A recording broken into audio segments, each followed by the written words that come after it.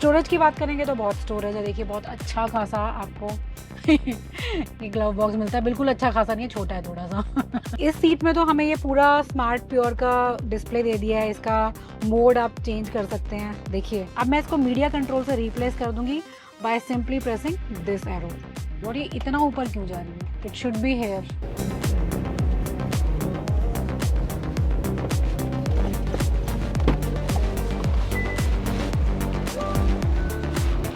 कैसे हैं आप सब? होपफुली सब बहुत अच्छे होंगे। चलिए फाइनली किया कैरेंस हमारे साथ है। आपको मैंने बताया था इस गाड़ी के बारे में ना, बहुत स्टार्टिंग से हम लोग बात कर रहे हैं, जब इसके कुछ लीक्स वगैरह आए थे। मैंने आपको आइडिया दिया था कि ये कैरेंस का फेसलिफ्ट है, इसलिए मैंने आपको पूरी कैरेंस एक्सप्लेन की थी पहले, ताकि आपको आइडिया हो जाए कि कैलविस में क्या होने वाला है। वहाँ पे बहुत सारे लोग हमें नाराज़ी हो गए थे मुझसे, अरे आपने कैरेंस क्यों दिखा दी? कैरेंस इसलिए दिखाई भैया क्योंकि ये कैरेंस क्लेविस ही है, तो उसका कनेक्ट आपको अब समझ आ गया होगा। उसके साथ ही एक और डाउट था सबके दिमाग में कि इस गाड़ी को इनोवा का कॉम्पिटिटर बनाया जाएगा, तो वो चीज़ आपको मैं क्लियर कर देती हूँ कि ये गाड़ी इनोवा का कॉम्पिटिटर नहीं है दोस्त, ये बिल्कुल अलग प्रोडक्ट है, और वो आपको समझ आ जाएगा जब आपको मैं पूरी गाड़ी एक्सप्लेन करूँगी। तो वहाँ इनोवा को बिल्कुल साइड कर दीजिए। अगर आप इनोवा प्लान कर रहे हैं, वो बिल्कुल अलग एक प्रोडक्ट है, उसकी प्राइसिंग डिफरेंट है, वो महंगी गाड़ी है। ये भी अच्छी गाड़ी है, लेकिन इसका प्राइस उतना नहीं है जितना इनोवा जाता है। सबसे पहले आपको बता देती हूँ कि क्लेविस को बहुत सुंदर बनाया गया है। काफ़ी सारे लोग थे जो पहले कैरेंस को इतना पसंद नहीं करते थे, मेनली आपका जो फ्रंट प्रोफाइल था, लेकिन यहाँ पर फुल ऑन इसका फ्रंट फेशिया चेंज कर दिया गया है। अपराइट स्टांस की वजह से काफ़ी आपको एसयूवी लगती है ये गाड़ी, को एमपीवी वाला लुक नहीं देती है। सुंदर डिज़ाइनिंग के साथ है। यहाँ पर आपको ये आइस क्यूब फॉर्म में हेडलैम्प्स मिल जाते हैं। अगर आप बेस वेरिएंट पे जाएंगे तो ये आपके आइस क्यूब्स जो हैं ये हैलोजन होंगे। उससे ऊपर वाले वेरिएंट पे आएंगे तो ice cube halogen with DRL होगा। और जो ये टॉप वेरिएंट में लेके खड़ी हूँ आपके लिए, यहाँ पर आपके पास ये IMFR LED हेडलैम्प्स है विद डीआरएल। ठीक है, बाकी आपकी ग्रिल वगैरह कुछ इस टाइप से दी गई है। आपको कैमरा यहाँ पर मिल जाता है। नीचे के साइड में you have parking sensors, 4 parking sensor आपको फ्रंट में दिए गए हैं, और नीचे के साइड में आपको सिल्वर में स्किड प्लेट दिया गया जो थोड़ा सा बोल्ड स्टांस देता है गाड़ी को।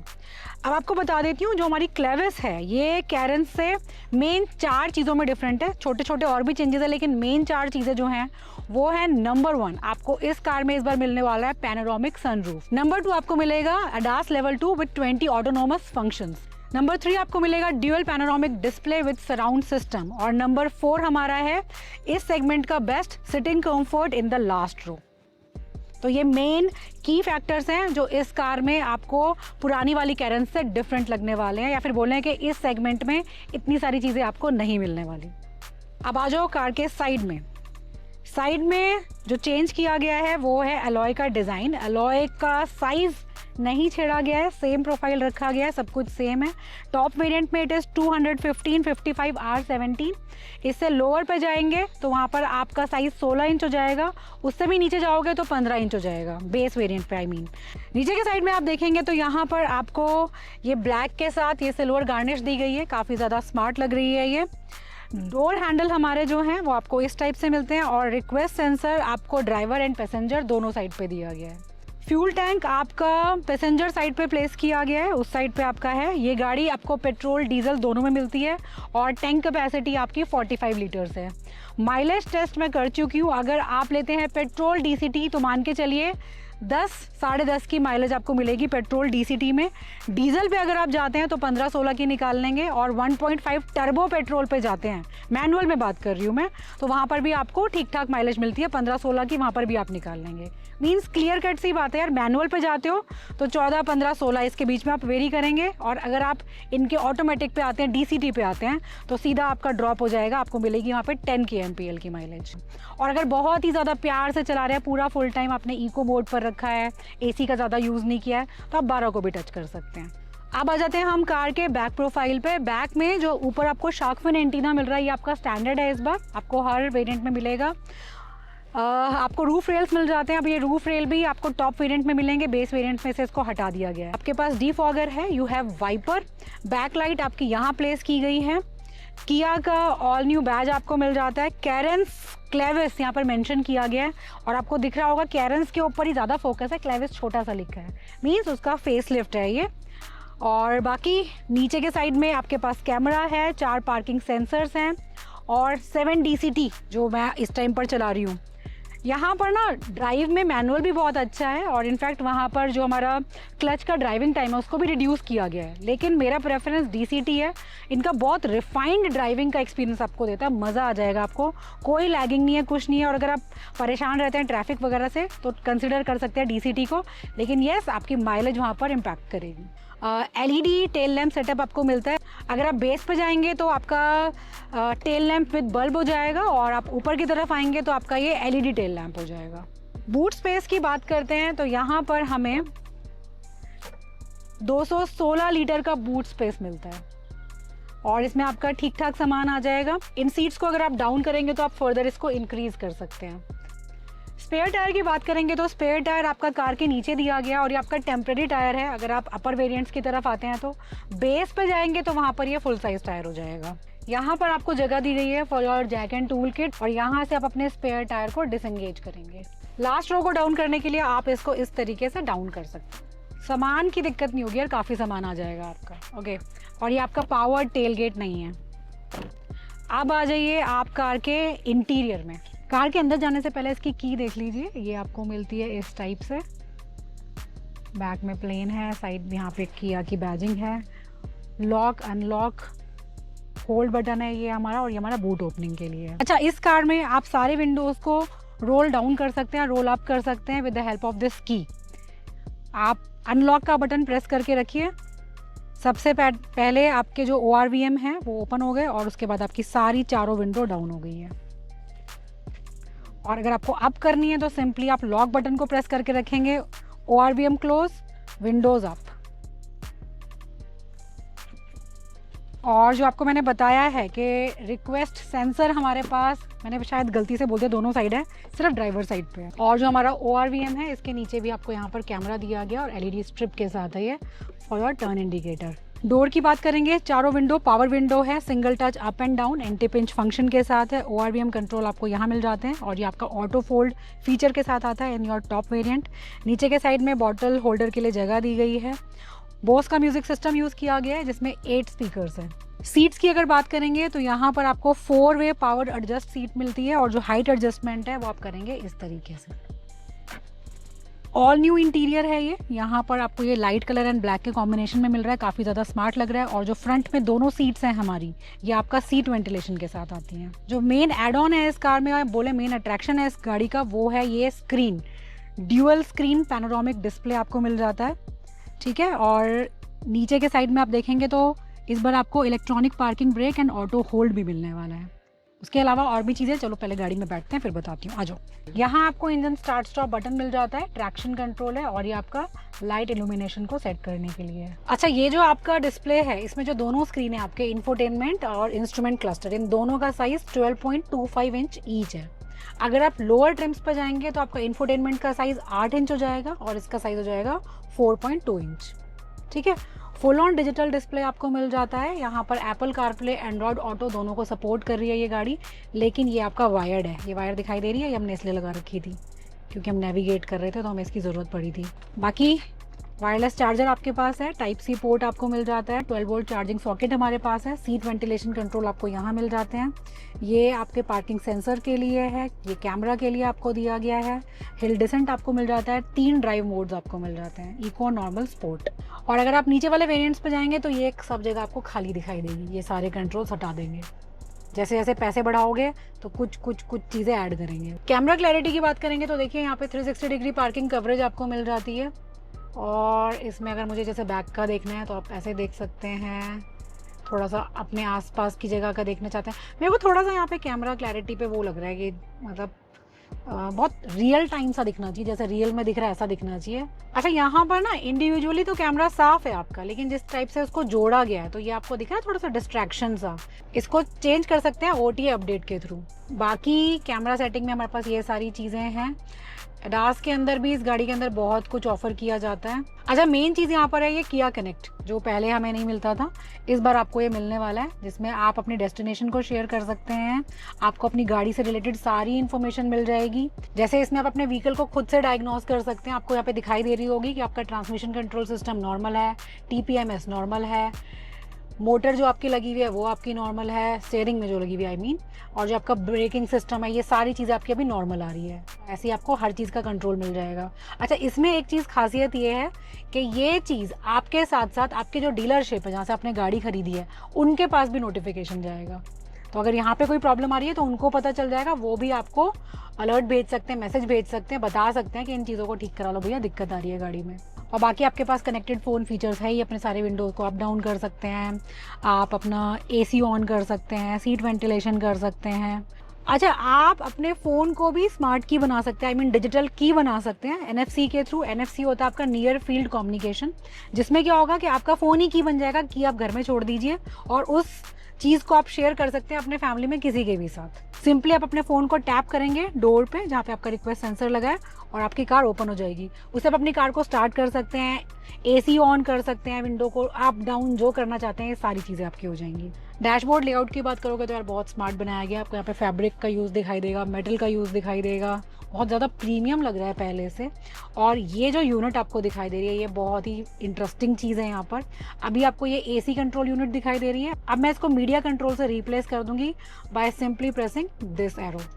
इनफैक्ट मेरे ये भी चेंज हो गए हैं, दिख रहे हैं आपको, यहाँ पे वॉल्यूम हो गया। अगर मैं इसको फिर से प्रेस करती हूँ तो अभी मेरा टेम्परेचर का हो गया, ये ब्लोअर का हो गया। तो ये बहुत ही ज़्यादा इंटरेस्टिंग चीज़ है कि इसको ज़्यादा इंगेज ना करने की जगह कि एक और ये लाइन्स यहाँ पे डाल देते, कंसोल बना देते, इसी के अंदर इन्होंने ये स्मार्ट टेक इंट्रोड्यूस कर दिया है। स्टोरेज की बात करेंगे तो बहुत स्टोरेज है, देखिए बहुत अच्छा खासा आपको ये ग्लव बॉक्स मिलता है। बिल्कुल अच्छा खासा नहीं है, छोटा है थोड़ा सा मुझे लगा यार इसका साइज से मैं इम्प्रेस हो गई कि इतना ओपन हो गया और इतना सा स्पेस है, क्या यार। चलो साइड में आपके पास स्पेस है, यहाँ पे भी छोटी सी जगह है। अब पीछे की साइड चलते हैं और वहाँ देखते हैं वहाँ पे कितनी जगह है हमारे पास। अच्छा, यहाँ पे आपको ना एक कूल्ड सेटिंग के साथ मिलता है, जो कप होल्डर है वो आपको कूलिंग ऑप्शन के साथ मिलता है, जो बहुत ही बढ़िया है। गर्मी के टाइम पे मज़े आ जाएंगे आपको। ग्लास रखो, अपने कप रखो यहाँ पे और उसको कूलिंग ऑन कर दीजिए, तो चिल्ड रहेगा पानी। बाकी ये आपको मैं बता चुकी हूँ कि यहाँ पे electronic parking brake, auto hold नया इंट्रोड्यूस किया गया है। यहाँ देखेंगे तो आपको इलेक्ट्रोक्रोमिक IRVM मिल जाता है। किया कनेक्ट के लिए आपको सिंपली इसे ही प्रेस करना है। SOS भी आपको मिल जाता है। सेंटर में आपको अपने गॉगल्स रखने के लिए स्पेस दिया गया है। लाइट आपकी LED है यहाँ पर इस बार, और सनरूफ को ऑपरेट करेंगे इस तरीके से। बहुत गर्मी है यार, दिल्ली से तो कम है लेकिन फिर भी गर्मी तो गर्मी है लग रही है मुझे तो। स्टीयरिंग भी यहाँ पे चेंज कर दिया गया है, ये आपको ड्यूअल टोन में मिलेगा इस बार, पहले ब्लैक में मिलता था, ये भी आपको आइवरी कलर और ब्लैक कलर के साथ मिलेगा। नया गाड़ी का कलर भी इंट्रोड्यूस किया गया है, दैट इज आइवरी कलर। और यहाँ पर आपके पास अडेप्टिव क्रूज वगैरह दिए गए हैं, और इस साइड से आप अपना फोन ऑपरेट करेंगे, वॉइस कमांड देंगे। वॉइस कमांड आप 2 लैंग्वेज में दे सकते हैं, हिंदी में भी और इंग्लिश में भी। जैसे आपको विंडो अप डाउन करनी है, टेम्परेचर इंक्रीज डिक्रीज करना है, ये सब चीज़ें आप बिना किसी मशक्कत के वॉइस कमांड से कराओ ना यार। एफिशिएंसी की बात करेंगे तो देखिए इस टाइम यहाँ पर ये 8.2 आपको दिखा रहा है, लेकिन ये इसलिए दिखा रहा है क्योंकि हम बहुत देर से यहाँ पे स्टार्ट कार के साथ शूट कर रहे हैं, ठीक है, बहुत देर से गाड़ी खड़ी हुई है ये, इसलिए ये 8.2 पे आ गया है। अदरवाइज जब हम हाईवे पे थे और ट्रैफिक दोनों का जो हमने मिक्स चलाया था, वहाँ पर हम पेट्रोल DCT में अराउंड 10.1 की एवरेज निकाल चुके हैं। चलिए अब आ गए हैं हम गाड़ी में पीछे।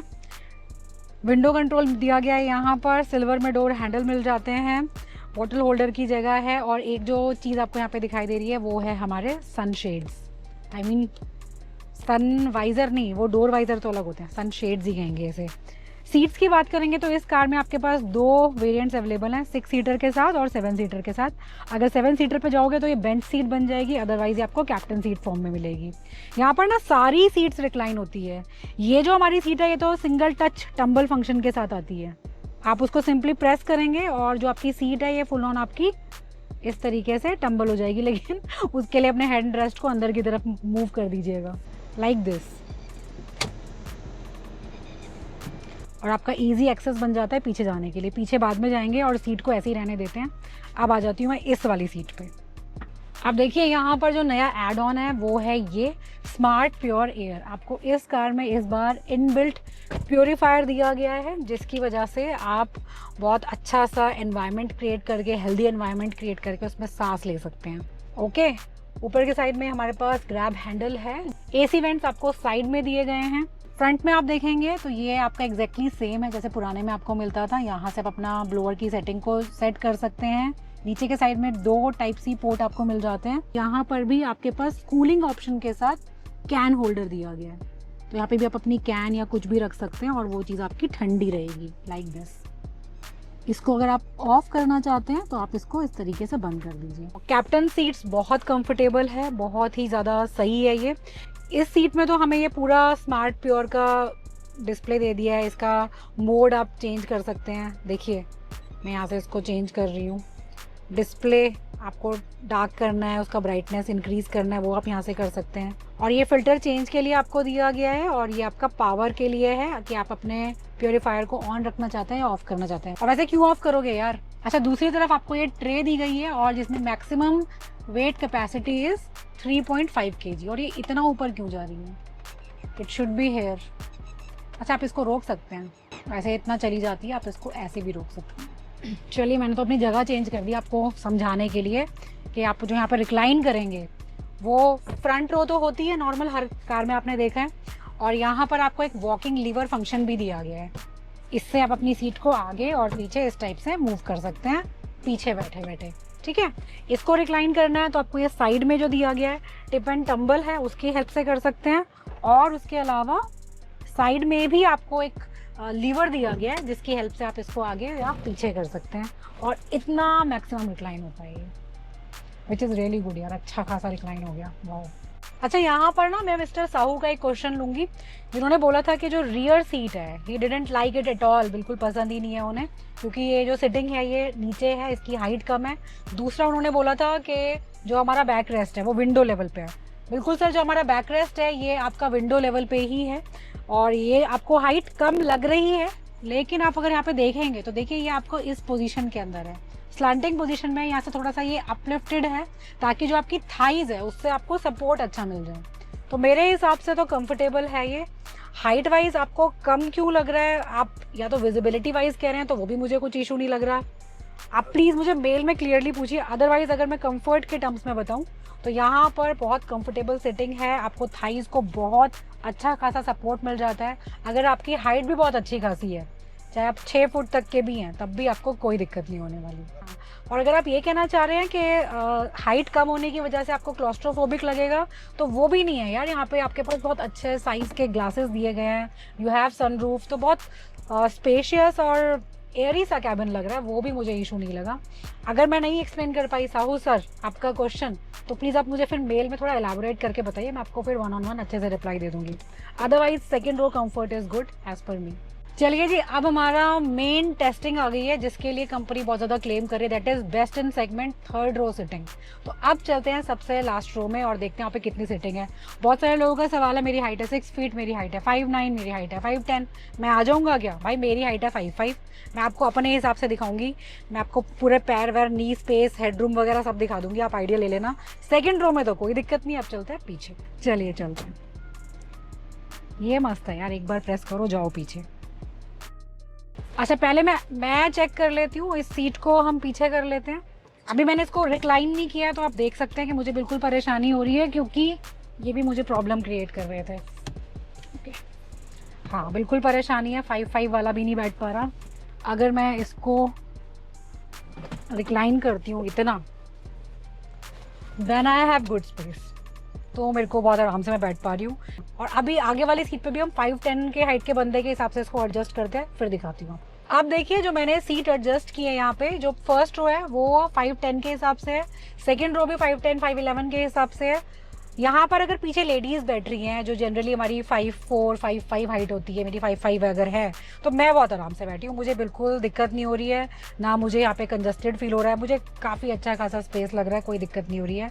अब यहाँ पर चेक करते हैं कि अगर 5'10", 5'11" हाइट का बंदा बैठता है, तो बंदा है हमारे पास अमित को बिठाते हैं और आपको दिखाती हूँ। देखिए, हमने यहाँ पे अमित को बिठा दिया है और अमित की हाइट 5'10" है, 5'10.5" है, 5'10" मान लेते हैं। आगे की सारी रो हमारी 5'10" के हिसाब से एडजस्टेड, और अमित भी मुझे लग रहा है बहुत आराम से बैठा हुआ है। He has enough of knee room, है ना। इनफैक्ट 5'11" वाला भी बहुत आराम से आएगा। 6 फुट वाले का टच हो जाएंगे पैर, 6 फुट टच हो जाएगा, 6 फुट वाले का टच हो जाएगा, तो 5'11" तक आप बहुत आराम से बैठ सकते हैं। लास्ट रो में आपके पास स्पेस के साथ साथ दोनों साइड में टाइप सी पोर्ट है, कप होल्डर्स दिए गए हैं, और ऊपर के साइड में आपके पास ब्लोअर्स हैं, और एसी फ्लो यहाँ पर भी काफ़ी अच्छा खासा है। तो गाड़ी आपकी एंड तक ठंडी हो जाती है तो यार सीरियसली क्लेम तो ठीक है इनका कि best in segment last row space है। अब यहाँ पे देखो गाड़ी हमारी स्टार्ट हो चुकी है, सीट बेल्ट लग गई है। जो ये पर्टिकुलर वेरिएंट है दिस इज़ पेट्रोल DCT, जो मुझे थोड़ा सा वो लगा कि यार DCT इनका बहुत ज़्यादा अच्छा है, इसका ड्राइव एक्सपीरियंस बहुत अमेजिंग है, इसलिए DCT को मैंने प्रेफर किया है। और डीजल के कंपैरिजन में पेट्रोल लिया है मैंने बिकॉज ऑफ वो 10-15 साल वाला रेगुलेशन। ठीक है, तो हम यहाँ पर अब ड्राइव कर रहे हैं पेट्रोल DCT। देखो आपको बता दूँ मैं, ड्राइव बहुत अच्छी है कार की, आपको एकदम से इनिशियली पिकअप मिल जाता है, लेकिन हाँ आप एकदम से बहुत स्पीड पे उसको एकदम रेव करते हैं, एक्सेलरेटर पे अपना पंजा दबाते हैं तो गाड़ी एकदम से नहीं भागती, वो भागेगी अगर आप उसको स्पोर्ट्स मोड पे रखेंगे तो। लेकिन इस टाइम मैं इसको ड्राइव कर रही हूँ इको मोड पे, तो इसलिए वहाँ पर वो उतना रिस्पॉन्सिव आपको नहीं लगेगा। थोड़ा सा लगेगा कि हाँ यार थोड़ा सा जान लगा रही है गाड़ी, जो लगना भी चाहिए क्योंकि हमें माइलेज चाहिए यहाँ पर। नेक्स्ट बात करेंगे हम यहाँ पे स्टीयरिंग की। स्टीयरिंग आपका पहले भी इलेक्ट्रिक आता था, अभी भी ये इलेक्ट्रिक है, बस इसका लुक चेंज किया गया। आपको ये ड्यूअल शेड में मिल जाएगा इस बार, और ये सब कंट्रोल्स हमारे पास है। अडास की वजह से आपके पास अडेप्टिव क्रूज, लेन असिस्ट वगैरह आपको मिल जाते हैं, और ये सारे कंट्रोल आपको यहाँ पर दिए हुए हैं। और जो मैंने आपको बताया ना कि आपने जैसे पंजा तेज़ दबाया तो एकदम से गाड़ी आपको एकदम लगेगा कि डाउन गई, लेकिन ऐसा नहीं है कि वो डाउन ही रहेगी। वो फिर अगर आप कांस्टेंट उस टाइप से रखेंगे तो गाड़ी भागना शुरू कर देती है, लेकिन इंजन नॉइज़ बढ़ जाएगा। दिखाती हूँ आपको, देखिए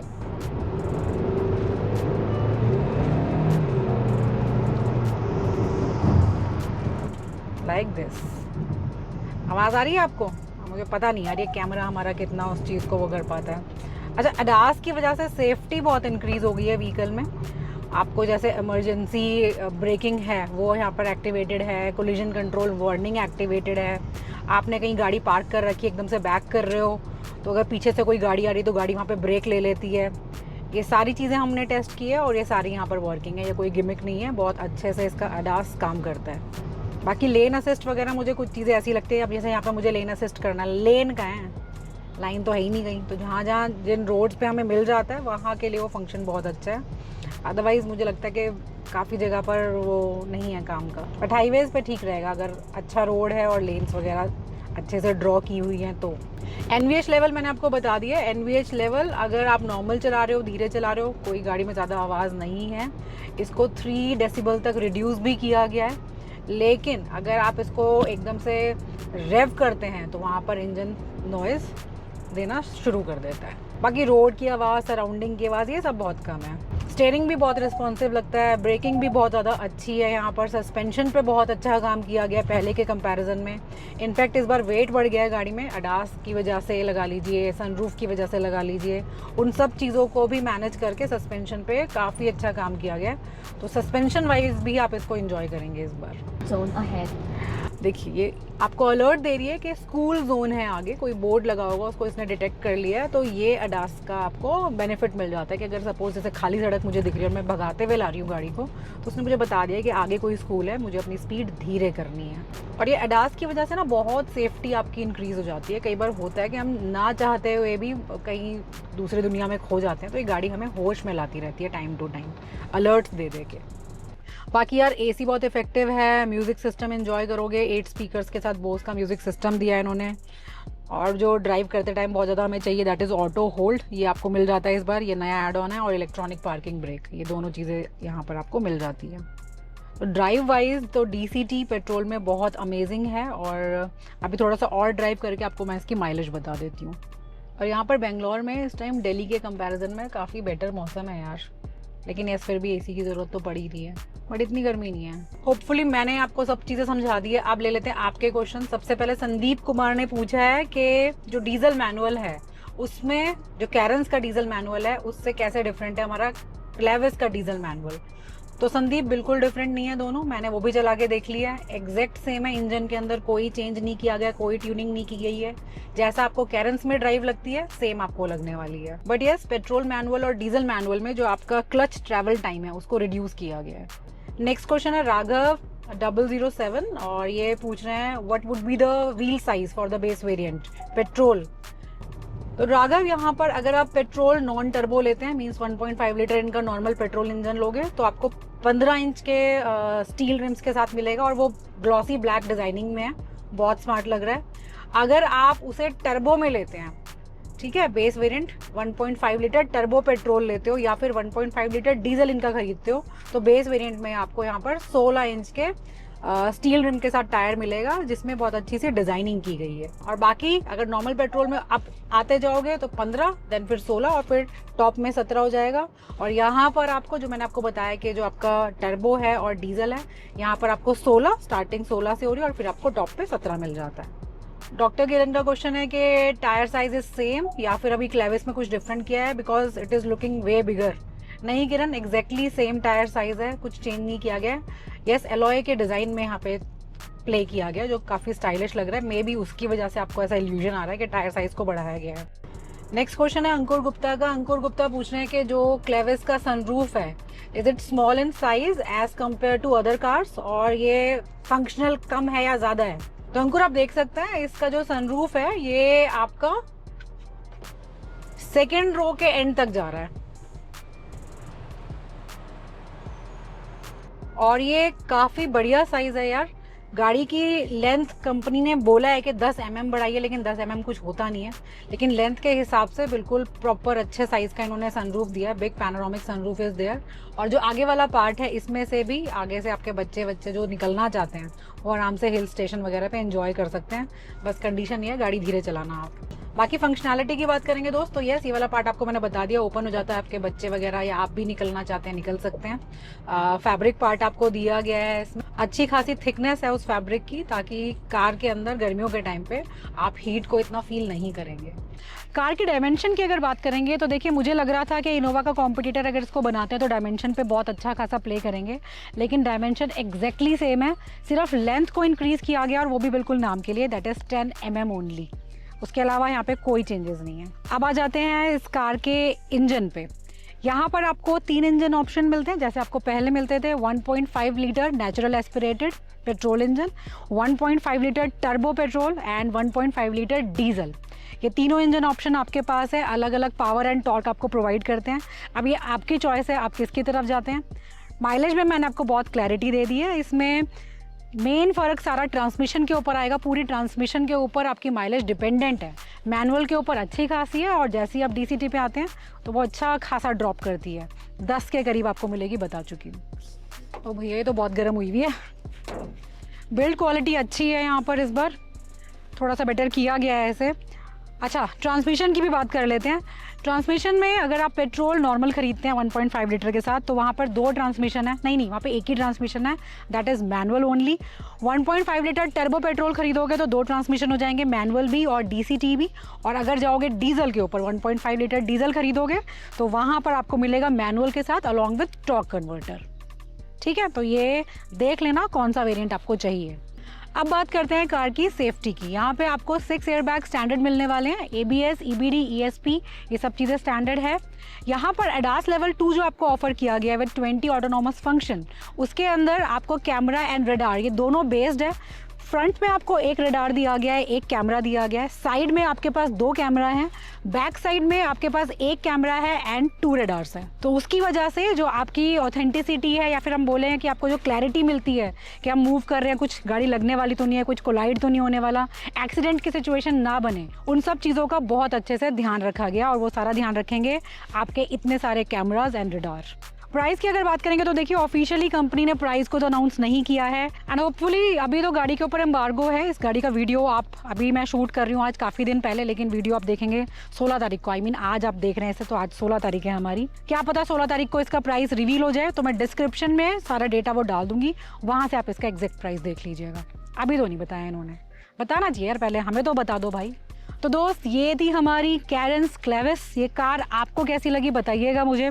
देखिए मुझे तो बहुत वर्थ इट प्रोडक्ट लगा, वैल्यू फॉर मनी है। चाहे हम बात करें इस कार में कंफर्ट की, चाहे हम बात करें इसमें सेफ्टी की, चाहे हम बात करें यहाँ पर फीचर्स की, चाहे इस कार के लुक्स की, हर तरीके से गाड़ी को बहुत ही अमेजिंग बनाया गया है। हर पैरामीटर पे गाड़ी खरी उतरती है। अगर आपके घर में ज़्यादा लोग हैं और आपको स्पेशियस व्हीकल चाहिए, कंफर्टेबल व्हीकल चाहिए, SUV वाला स्टांस चाहिए लेकिन MPV वाला कंफर्ट चाहिए, तो आप कैरेंस को कंसिडर कर सकते हैं। और अगर मुझे देने हैं मार्क्स इस कार को, तो मैं इस कार को मार्क्स दूंगी 9 out of 10।